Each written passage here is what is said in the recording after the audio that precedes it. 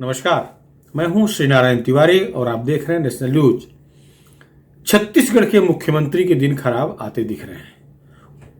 उनकी गिरफ्तारी होना सुनिश्चित है। उनके खिलाफ भारतीय दंड संहिता की धारा 188, 269, 270 के तहत मुकदमा दर्ज हो गया है, वह भी दिल्ली के नजदीक नोएडा में। भूपेश बघेल चुनाव प्रचार के लिए नोएडा में गए थे। भूपेश बघेल को, छत्तीसगढ़ के मुख्यमंत्री भूपेश बघेल को प्रियंका गांधी वाड्रा के साथ उत्तर प्रदेश चुनाव में प्रभारी बनाया गया है।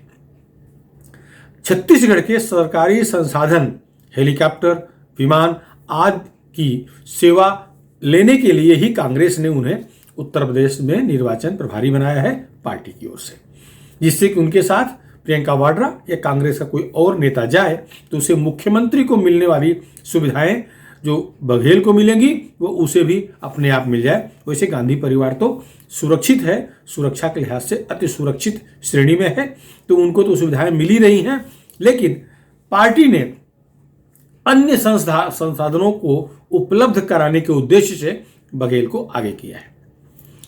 श्रीमती प्रियंका वाड्रा ने उत्तर प्रदेश में 40% महिलाओं को टिकट दिया है, 40% महिलाओं को आगे लाया है, चुनाव मैदान में उतारा है। यह अलग बात है कि कोई उम्मीदवार ही नहीं मिल रहा है, जबरन उम्मीदवारी दे करके महिलाओं को या पुरुषों को आगे किया गया है। कांग्रेस का टिकट लेने वाला, टिकट मांगने वाला उत्तर प्रदेश में कोई दिख ही नहीं रहा है। वहां कांग्रेस मैदान में ही नहीं है, दिखावे के लिए मैदान में दिख रही है। दिखाना है इसलिए दिखा रही कांग्रेस कि वो चुनाव लड़ रही है, वरना कांग्रेस कोई वजूद ही नहीं दिख रहा है।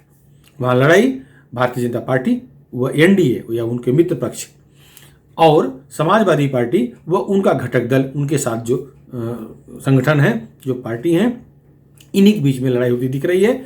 बीच में हैदराबाद वाले वैसे ही आ गए हैं, थोड़ा वो भी रंगत ला रहे हैं।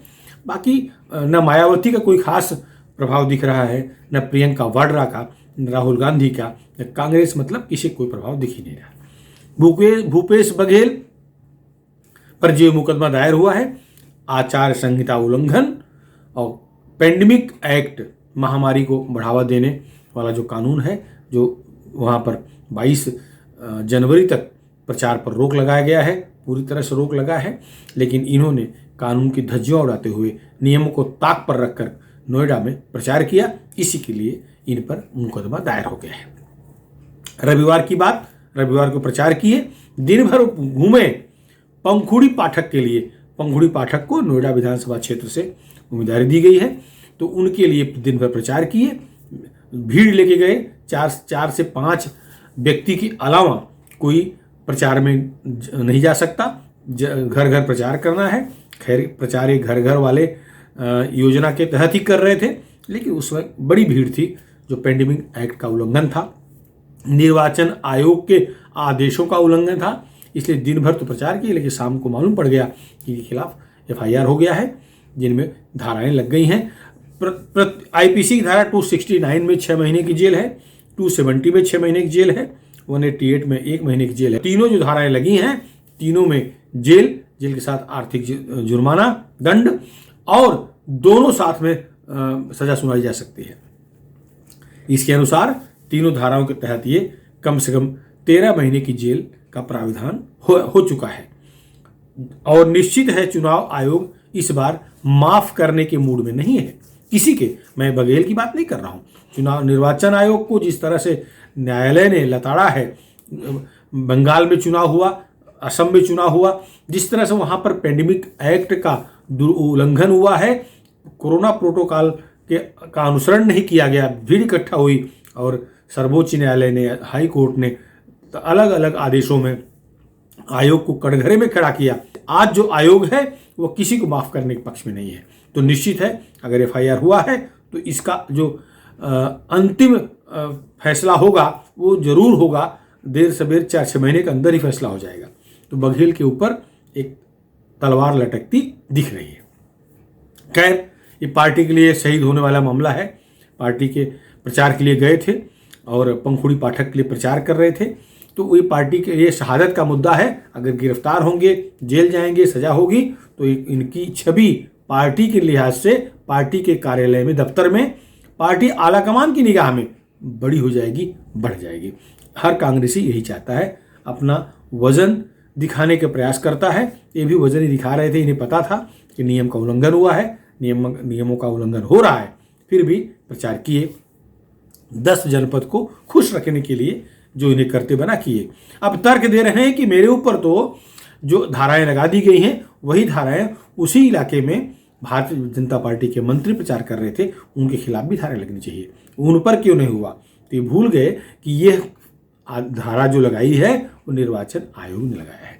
ये जो कदम उठाया है आयोग ने उठाया है। आयोग स्वतंत्र इकाई है। आयोग उत्तर प्रदेश सरकार के तहत नहीं काम कर रहा है, आयोग केंद्र सरकार के तहत काम नहीं कर रहा है। उसे जो उचित लगा, जो दंडनीय लगा, वो दंडनीय मान करके FIR लॉन्च किया है। इनके साथ हमेशा उनके राज्य की 15 से 20 पुलिस के जवान हुआ करते हैं और उत्तर प्रदेश पुलिस के भी जवान वहाँ थे। 30-40 पत्रकार थे। बघेल का तर्क है कि अकेले उन पर FIR क्यों हुआ, इन सारे लोगों पर क्यों नहीं हुआ। अर्थात पत्रकारों पर होना चाहिए था, सुरक्षा जवानों पर होना चाहिए था और अन्य लोगों पर होना चाहिए था।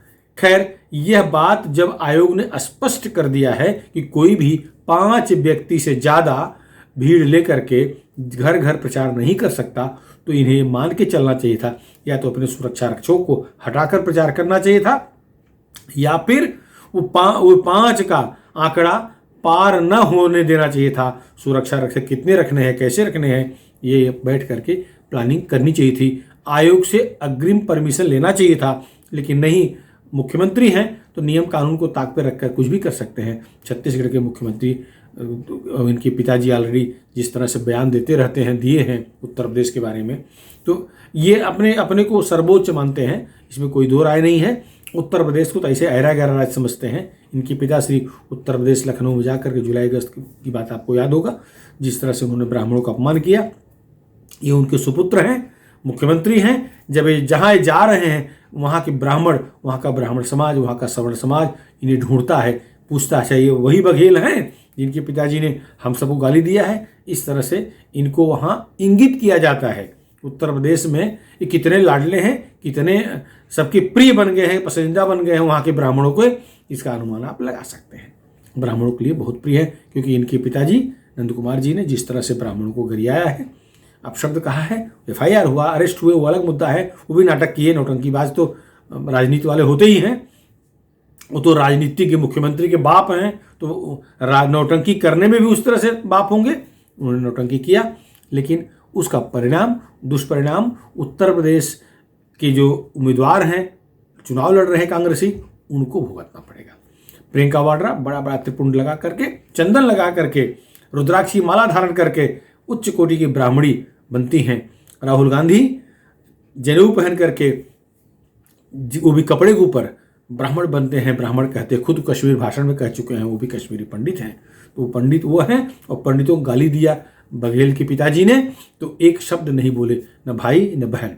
तो वो कैसे पंडित हैं आप जान ही रहे हैं। फिरोज खान जी उनके दादा हैं, जिनके पोते हैं। फिरोज खान जी की पोती हैं श्रीमती प्रियंका वाड्रा। तो अब फिरोज खान के पोते पोती किस तरह के उच्च कोटि के ब्राह्मण होंगे, अनुमान आप लगा सकते हैं। और इनका ननिहाल इटली है, ईसाई नाना नानी हैं, मामा मामी ईसाई हैं। तो अब इस तरह से माता श्री ईसाई घर पैदा हुई हैं, तो इस तरह से इस श्रेणी के ब्राह्मण हैं। इसलिए जब इनके नंद कुमार बघेल जी ने, अर्थात मुख्यमंत्री के पिताजी ने ब्राह्मणों को गाली दिया, इन्हें बुरा भी नहीं लगा। ये खाली कहने के लिए ब्राह्मण कहते हैं, दिखाने के लिए, मतदाताओं को भ्रमित करने के लिए, उनको मूर्ख मानते होंगे इसलिए ऐसा कहते हैं, लेकिन ऐसा नहीं है। उत्तर प्रदेश के मतदाता बहुत होशियार हैं, बहुत जागरूक हैं। जितना ही बघेल प्रचार करेंगे उतना ही कांग्रेस का नुकसान होगा। प्रियंका वाड्रा कितना भी त्रिपुंड लगाएं, और उत्तर प्रदेश में ब्राह्मणों की संख्या इतनी कम नहीं है। वहाँ ब्राह्मण परिणाम कारक स्थिति में है। ब्राह्मण जिनके पक्ष में खड़े होते हैं वो जीतता है। इन्हें पता है, श्रीमती इंदिरा गांधी, जवाहरलाल नेहरू, इन सबको ब्राह्मणों का आशीर्वाद मिलता रहा है। उत्तर प्रदेश ही भारत की राजनीति तय करता है। तो ब्राह्मण जिनके पक्ष में खड़े हुए थे वो सत्ता में आए थे, जिनके पक्ष में खड़े हैं वो सत्ता में हैं।